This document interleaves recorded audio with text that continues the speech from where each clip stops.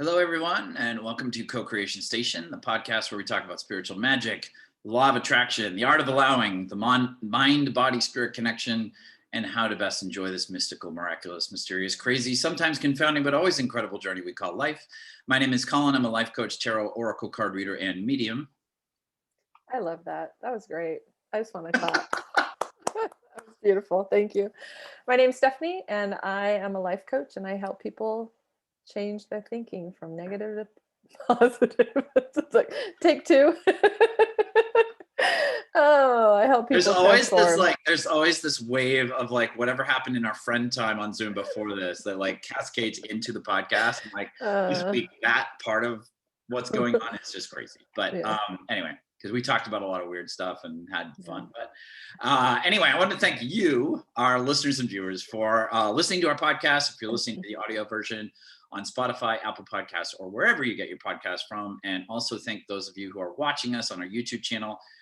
If you're listening to the podcast, like on Apple Podcasts, if you could give us a review, that'd be great. If you could subscribe to the podcast, because we put up a new episode every Monday morning. So if you subscribe, you'll get a little alert and it'll let you know that you can listen to the new episode. If you're on YouTube, if you could like this episode and subscribe to our channel, that would help us a lot. And for all of that, we are extremely grateful.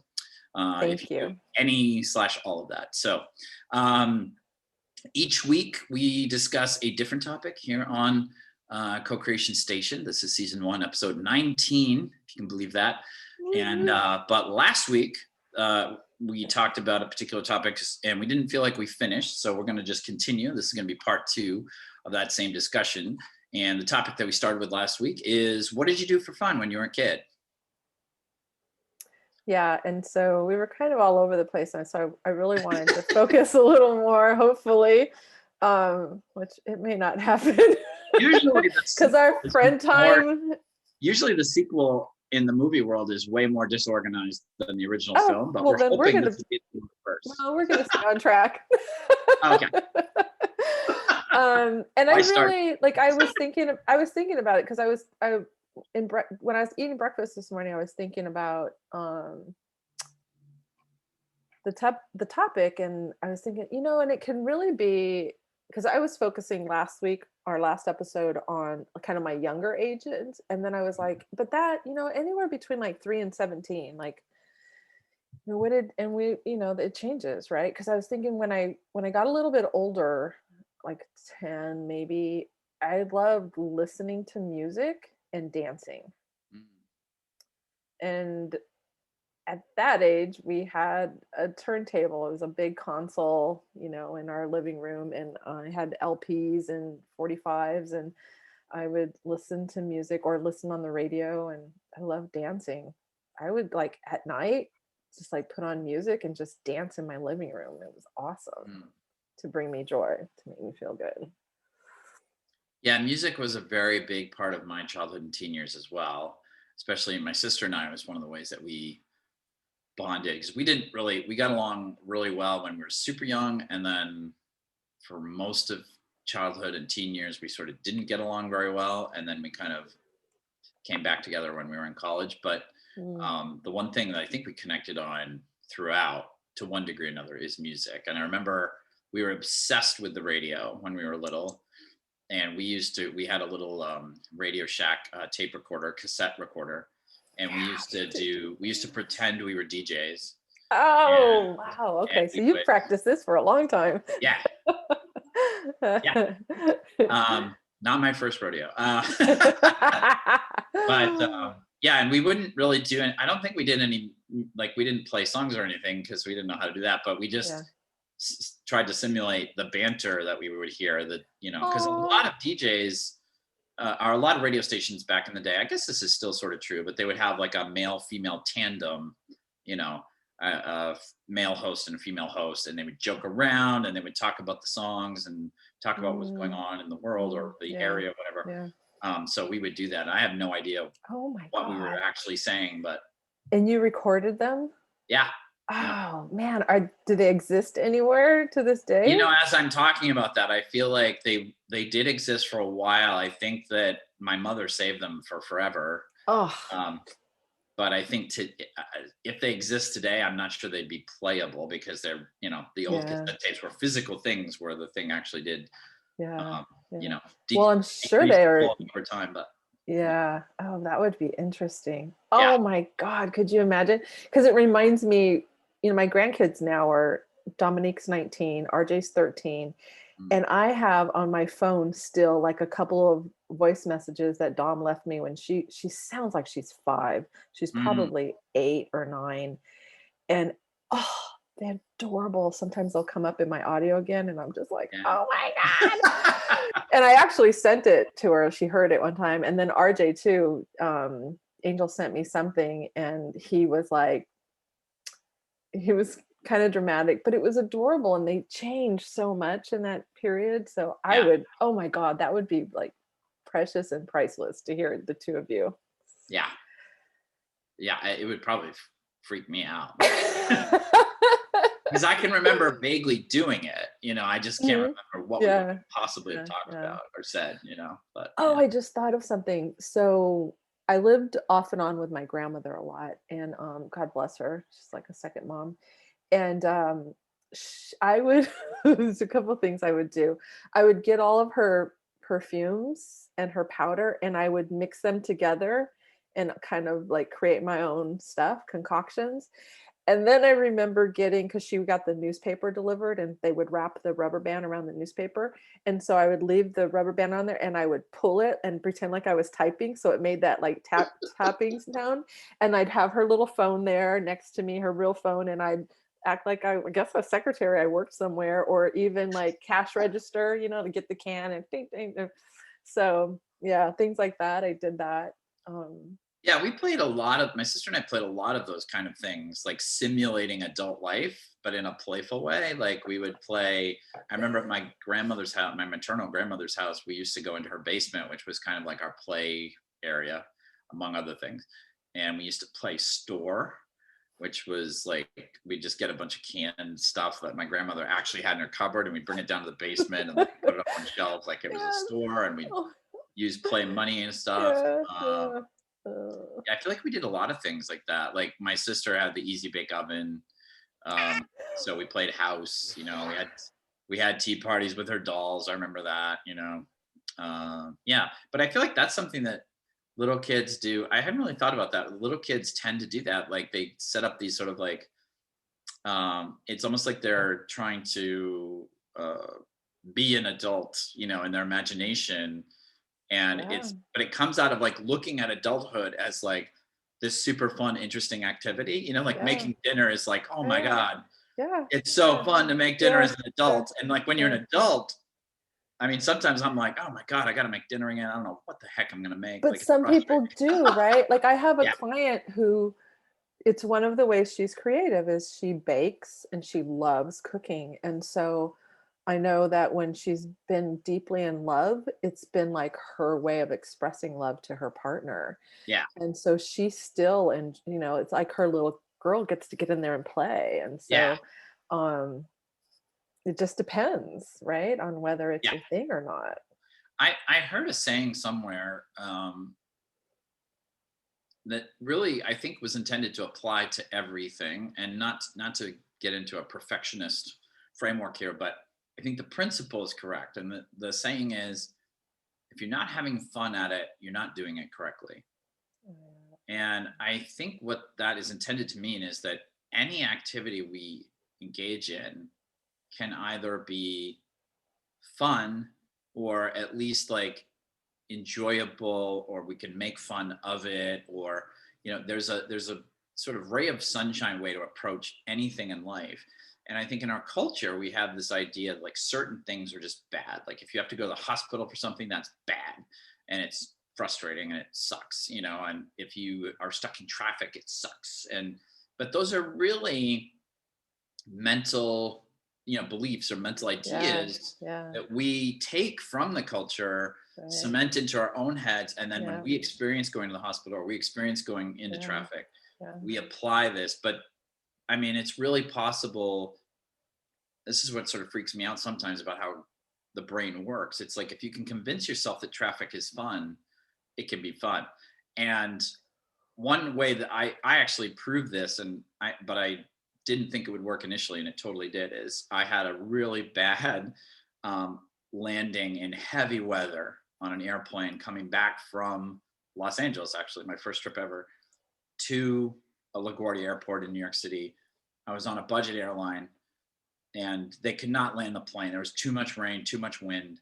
And so what they did was they flew way far away from the airport, and they took a much smaller angle of down angle, and they just gunned it. Oh shoot. and that airplane bounced around like a ping pong ball. I mean, we were dropping hundreds of feet, and then go right back up. Oh my god. Oh my god. And so I developed this like crippling fear of flying from that. Like I thought I was going to die several times. Oh my goodness. And the pilots, you know, I don't mean to be critical. They're probably focused on what they should have been focused on, but like we didn't hear anything from the flight attendants, anything from the pilots. No. Like we're like, you know, is this the end? Yeah. Can we have a heads up? And so I had a terrible fear of flying, and I was taking the train to a ridiculous extent for the next few years. And one day I decided to confront it, and I was like, okay, well, what do you have to do to get over fear of flying? And the answer in every online article I found was exactly the same. It was, you have to fly a lot. And that is not what I wanted to hear. I was like, what's the other way? And there's like, there is no other way. And I'm like, damn it. But I found this website that, and I don't know, I can't remember a name or anything, but I'm so grateful to this dude, because it was a long time professional pilot. He'd been a pilot in the military. Then he became a professional commercial airline pilot, and he developed this whole website, which may still exist. I don't know. But this was 2006, somewhere in there. I'm sure it's still there. He just, it was dedicated to people who have a crippling fear of flying. And it was like, from a pilot's perspective, why flying is so safe, all the different reasons, and a whole bunch of things you could do to help yourself mentally as you're flying. And one of the things he said is, the biggest misunderstanding that people who are afraid of flying make is that they experience turbulence as a bad thing. And he's like, turbulence is a really good thing, because when the plane shakes in turbulence, what it means is air's going over the wing. What you actually would not want is to feel like nothing was happening, because that means the plane is just going down. Okay. Right. So he was like, I really encourage you to practice when you feel turbulence and you have that thought like, oh, we're going to crash. Think, yay, there's air going over the wing, keeping us afloat, or whatever you call it, airborne. Yeah. And I read that, and I'm like, I'm going to try that. And I do not think it's going to work. And I tried it, and it worked. Oh, right on. Like, because he explained it so well, he got it into my head. That was a wrong belief. And now when I'm flying on airplanes, which obviously I haven't done in a while because of COVID, but when I do fly, it's amazing to me. Like, that still pops up for me when we hit turbulence. Awesome. It's like my body gets ready to have the old reaction. Of like, oh my God. And then my brain goes, oh, air's moving over the wing. We're staying right on. And I'm good, you know. But that sort of shows you, like, I think you can do that with traffic. You can do that with doing the dishes, cleaning the bathroom. Like, not that I hate cleaning my bathroom. It's my worst thing, but probably I could have fun if I did what that guy helped me do. You know? Well, and I think we're going to have to change the name of this podcast, because we're going in a completely different direction. But this reminds me of, you know, I think this is okay to say this, like Kelly Voxer voxed us both the other day. My sister. Yes. Who is a client of yours and a sister of mine. And an amazing woman. And she's going to be she's right. And she said, I was listening to one of your episodes the other day, and I missed a turn, and she was in Maine. That's like, oh my God. And that story. Remember? But she goes, because I was listening to your episode, I didn't get upset. And I just like, it was, and she goes, and that's never happened when I've missed that turn. It's like, and so what I was going to say is that, or we can do something that we enjoy. And it softens the resistance of whatever it is we're doing. And Yeah. I had this happen yesterday where a good friend asked if I could pick her up because she was stranded and the tow truck was coming and what have you. And I said, yeah. And so I get there at a time I think I'm supposed to be there, and it come to find out it was going to take the tow truck another hour or more. And this is after waiting another half hour. Yeah. And I was like, I could have taken that left turn and been like, gotten resentful at my friend, and because I was already tired, I was going to have lunch and didn't, and did this favor for my friend, and I was like, okay, I have a choice here. What are we going to choose?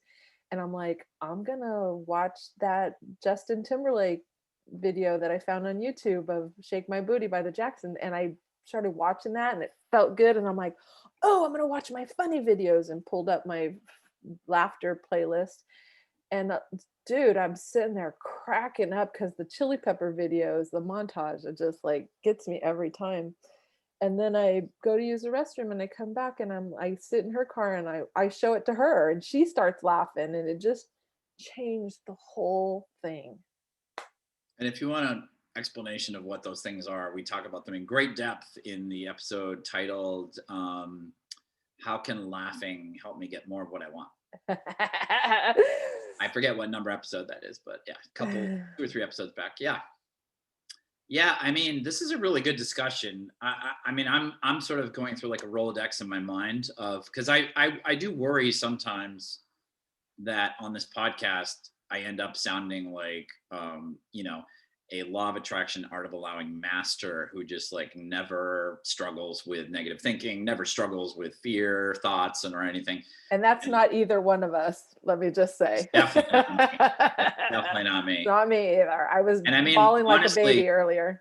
Honestly, I mean, one of the reasons I enjoyed our conversations before we started the podcast, which then became the discussions we now have on the podcast, is because I want to just re-engage with you and reinforce like, oh yeah, this thing that I was freaking out about this past week, that's just because I was choosing the old way of and it's really like a knee-jerk thing. It's like it almost happens without my permission in a way, where I get information about could be something in the news, could be something in my life, could be something in the mail, who knows. And I just very quickly my brain decides I'm going to interpret this negatively. I'm going to judge it negatively. I'm going to see it as a bummer. Fear. And that's how I'm going to respond for the next few days about this thing. And in those moments, I haven't sharpened my mental sword enough to catch it as that's happening and flip the switch, and just say, okay, that's, as we say, thank you for sharing negative voice in my head. That's one way to look at it. Yeah. Because the thing that always gets me. Thank you for sharing. I used that this week. Yeah. It worked. And Abraham talks about this, and I really appreciate that she points it out. I feel like it needs to be mentioned more, is that my negative voice, which I think a lot of people have a negative voice in their head, it does make stuff up, but it also uses actual facts. And, I was raised to think like, well, if somebody is making an argument to try to convince you of something and they have enough facts, then you have to believe them because that's true. And I think there's one sense that, if like we're talking about a court of law or something where that's true, or like a scientific experiment, maybe it's true. Yeah. But if I'm trying to judge a set of circumstances or an event or something I found out about, it's not really true for me. Like there's facts to the thing, and then I can interpret the facts in a positive way or in a negative way. Yeah. Or that part is up to me in that. Or we were talking about this earlier, and we didn't really say it, but it was the experience is like, and then it goes through the filter of my life experiences. And so you and I can both have experienced the same thing, but a different experience because it's filtered through like my thoughts and what's happened in my past and what I believe and feel about things. And so, but I think for me, like because sometimes it's hard to catch the thoughts, especially those ones where, like you were saying, like it's an automatic knee-jerk reaction. Yeah. And then so what I've practiced over the years is like, paying attention to how I feel. And then if I start to feel bad, then I being like, okay, wait a minute, like What was what's I really thinking? going on? Yeah. Yeah, yeah. And then just kind of like checking in. And I love what Abraham talks about. Oh, right. Um, if I if I'm feeling a negative thought, it's only because that thought is so out of alignment with how my higher self, I Mhm. call it my inner being now because I've practiced it on, but I used to say higher self. So I think more people can relate to that than what my higher self knows to be true or Mhm. is focused on. Because our higher self is always focused on best case scenario, the abundance I've asked for, my well being, love for me and others, and doesn't go down that road of like, yeah, but he was a Right. or you did this to me, or I can't have that. It's like the opposite of all of So we've clearly gone down a different road here, but it's the right road as always. But I did just want to loop back for a moment because what I was thinking is how we got on this line was thinking about a kid playing with their easy bake oven and Mhm. mimicking an Adult adult life. Yeah. mom or dad making dinner Yeah. for the family, and why can they so easily see that like making dinner would be fun, and why do we so often think about making dinner for ourselves or the family or whatever as a stressor, as something like, oh god, I've got to figure out what to make and how to make it, if someone's not naturally someone who draws Loves joy to from cook. cooking, Yeah. like it, Yeah. if they feel like it's a one of their chores that they're happy to do in life but Yeah. they're not really psyched about it.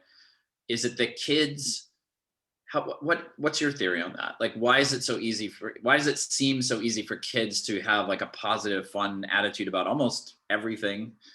Well, those are two different questions because, or two Okay. different answers because, like kids are naturally like because they just came from spirit, they're like closer to that who we our natural state, which are Yeah. and and so they don't have the responsibilities of an adult day in day out of having to go to work and then I still have to make dinner for my family, X, Y, and Z.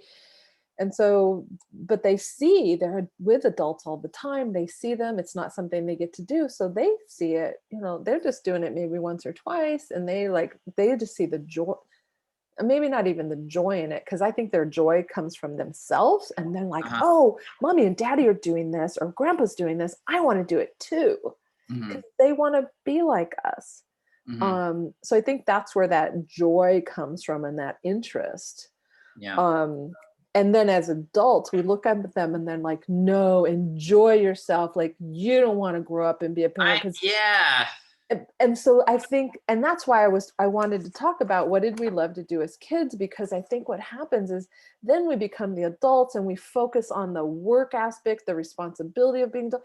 And we forget our little boy, we forget our little girl, we forget our Yeah. inner child who, and then we just set that stuff aside like, no, we can't do that, I'm an adult now. And it's like, yes, we need to add it in as much as possible because that's what I think makes for a happy, healthy, well-rounded, youthful, vibrant adult.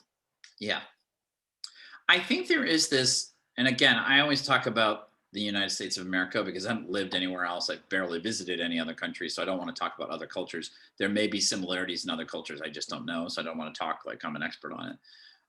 But in the American culture, I feel like there is this idea, and I feel like there's sometimes these memes. And when I say meme, I don't mean like an internet meme, but I mean like an idea that gets passed from one person to another until it's like infected the minds of millions of people Yeah, because they yeah, all believe it, and it's just something somebody made up as a judgment. It's yeah. We not an don't even, actual proven yeah, fact. we don't even But I think question there is it. this idea of like that certain thing, like when you become an adult, and I would say this is much more prevalent in my experience in middle class and working class America than people who are more wealthy. Just I'm not exactly sure why the money connection's there, but I feel like this, in my experience, it's been statistically true that um, there's this idea in the working and middle classes that like once you become an adult, you have to work, and it's a bummer. It sucks. Even if you get a kind of a good job, it still kind of sucks. We'd all rather be doing something else. And how I sort of have experienced this is I've worked in the corporate world for many years. And one of the things that's always driven me nuts, but now I just sort of play along because it's just not worth fighting, is so often if you ask someone, how's your day going in the corporate America, you get like literally in any corporation, anywhere in this country, you get the same answer almost verbatim, which is creepy to me, which is depending on what day of the week it is, their response is something to the order of, well, we're 2 days from Friday, or, well, it's Friday, I'm feeling pretty good, or, well, it's Monday, so I'm not, I'm feeling like a Monday, it's terrible, or what, some version of that. It's all this tracking of like, well, this is the suffering I have to do to get to the weekend where I'm really happy. And then I've stopped asking people in the corporate world, like, how was your weekend on Monday? Because unless I have to in the situation, because the answer is always the same. And everybody always says, oh, it was too short. And I just feel so sad about that. It's like, because everybody's viewing the weekend as a lack of the time that they really would like in their life. And that they have to, and they're thinking that they have to spend too much of the time at a job that they don't want to be at, or they'd rather be somewhere else or whatever. And I just feel like every single moment of life on this planet is so precious. It's like, whatever, it's like 1 in 6 billion chance that you even get born and into a life. And then you think about how vulnerable we are as human beings, accidents, disease, all these things. Like, it's such a miracle if you're here, no matter what your age is, no matter what country you live in, it's such a miracle. But to go through life thinking like, oh, it's Tuesday, I have 4 days to go till Friday. And then to feel all weekend like there's a ticking clock that's running out, and then to be sad on Sunday night because your weekend's over. It's like you're spending so much of your life being dissatisfied and sad, and it's because of beliefs in your head that like the weekday work week is wrong and the weekend is great, but it's too short. So you're never happy. It's just like, when I think about that, I just get creeped out.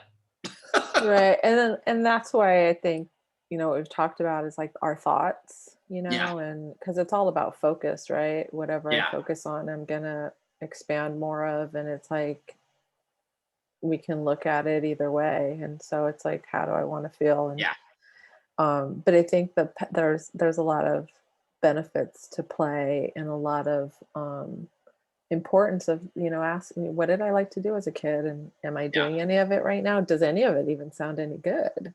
Yeah.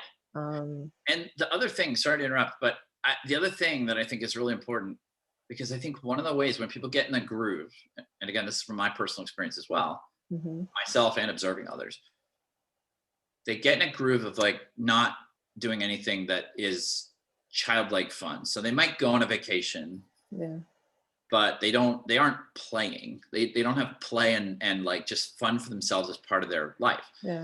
And they get into that groove. And then when somebody says, if somebody asks them, what did you do for fun when you were a kid?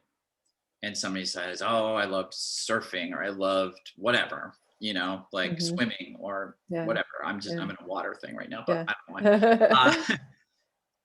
And if somebody says, well, suggest to them, well, maybe you could do that like once a week for 30 minutes. I get the response whenever I suggested that to somebody, I get this weird response of like, they're afraid. It's like they're afraid that if they do it just for 30 minutes once this week, that they'll like it so much that they'll feel like they need to do it more, and it will disrupt what they have going on now in a way that they won't like. And so they don't even want to do the 30 minutes of starting once because they're scared the whole house of cards will come down. But my whole thing is, if you think that all the way through, why do you feel like your whole life is a house of cards that can be brought down by 30 minutes of swimming? Like, that's messed up, right? But everybody, I've been in social situations where we've started talking about something like that. Like, oh, I loved playing the flute when I was a kid. Oh, why did you give it up? Well, I wasn't going to be a professional. Well, could you take it out? Do you still have it? Yeah. It's in my closet. Could you play for 30 minutes? Oh, no. I mean, I don't have time for that. I mean, what if I got into it? I don't want to do an orchestra or anything like that. And everyone in the group will nod like, oh yeah, no, I wouldn't be able to do that either. And it's like, that's all invented. Like, of course you could. Like, you're not committing to anything if you just play the flute for half an hour in your house. Like that, no one has to, it's weird. It's weird. So music, I love music, watching TV, movies. I loved movies and shows. Yeah. I watched a lot of. Never asked you this. As a kid, God. Yeah. I always liked the dancing ones. Like, I don't know that I can, all the Disney, like I loved watching Disney movies. And I remember on Sunday nights, we would all pile on at like 7 or 7:30 onto my mom and stepdad's bed. All of us, there were 8 of us kids, and just in their bedroom, Wonderful World of Disney, and the music, the beginning music. Every time I hear that now, even as an adult, I get these good feeling vibes from that. So that was always fun because they were always great movies. They were different. And but I don't know. I can't think of anything like a movie wise that comes to mind. I don't know that I always have like a favorite. I have several that I loved, but I know the one things when I would go to because I always would go to movies as a kid, and the ones that had dancing in them, like Flashdance, Dirty Dancing, and so whatever, I would just be like, oh my God, I just want to dance. And I remember being, this was a few years ago, being at my granddaughter because she went to a creative high school, and she was in dance class, and so they had a evening where all the kids performed, and I remember this one group, they were in top hats, and they were doing One Singular Sensation. I think it's called One. I'm not sure. And Circular Sensation. Yeah. And and I had watched several of the acts, but this one in particular, when the kids did this one, they were all smiling. They were all happy. And I just was like, oh my God, look at their joy. They had so much joy doing that one. And I remember it was intermission, and I had walked to the restroom and I started crying. And I was like trying to not like cry. And I was like, what is going on? And I thought, oh, I've always wanted to learn how to dance. I just got chills up my legs. And I remember I was 49 because I'm like, I'm turning 50 this year. I'm going to take dance classes. And I had told a good friend, and she immediately, like, because she was into dance, she sent me all of these links for all these different places that offer dance classes. And literally, I think it was like 6 weeks from that day that I had that experience, I was in a dance class, and I had so much fun. I did it for several months, and it was great. So there I was. I think what we would really love is, I think we said this last week, but if people would if you're watching on the YouTube channel, put in the comments the things you loved to do when you were a kid. Yes, please. I think other people will read those things and they'll relate to it, and it'll remind them of things they used to do as a kid that they haven't done in a while that are really fun. So if you're listening to the audio version on the podcast, though, you can send us an email, and our email address is co-creationstation1111. So it's co-creation station with no hyphens, spaces, anything like that. It's all together. co-creationstation1111@gmail.com. If you send us an email, we'll find a way to either mention it on the podcast or put it in the comments ourselves or whatever. So we build like a little warehouse of fun things people did when they were a kid in the comments. And also I wanted to talk about the contest that we have, which is tell us the funniest thing that ever happened to you. And we're going to pick the top 3 and then vote on the air or something like that. Yeah, I think we'll read them on air, and then whichever one makes us laugh the most, that person will win friend time with us, and then also some airtime on the episode. We will show them. You get to be on this Zoom screen. Join us. Yeah. So again, the email address for the contest, you need to email us if you want to enter that. And again, co-creationstation1111, that's 4 number 1s, at gmail.com. I think this is a really helpful discussion. These episodes always help me. Like, they always turn on light bulbs for me, but I got a lot of light bulbs in this one. I think it's really like, I didn't see before the connection as clearly as we talked about today between, when I was a little kid, it was very easy for me to think of almost anything as fun. And then I just learned a bunch of sort of wrong ideas about how certain things were fun and certain things weren't. And all I really need to do is flip that on its head, and one of the ways I can do that if I'm challenged is to think about, but when I was a kid, what did I do for fun? I did this and I thought it was fun, so I can do that with this too. So cool. Right. Yay. Well, if people want to get in touch with you, Stephanie, what's the best way? www.powerinjoy.com. All right. And you can always get in touch with me at my website, collinworster.com, which is my last name is Worster. So thank you so much. For those of you who listen to the audio version all the way to the end, we really appreciate it. And for those of you that have watched us here on YouTube, thank you so much for watching all the way to the end. We love you. We're so grateful and appreciative for you watching the show. Hope you enjoyed it today. Yeah, we hope you got something great out of it. Next week, episode 20. Do we have when's our next guest? Our next guest is coming in. It's the second May Sunday, because we record on Sunday. Yes. Right. So it'll be that's Mother's Day, I believe. On May 24th. Okay, so that's a little ways off. But we have a guest coming up. But we'll be back next week. So we hope you will be too. We wish you a wonderful week, and thanks for listening to or watching Co-Creation Station. See you later, everybody. Bye.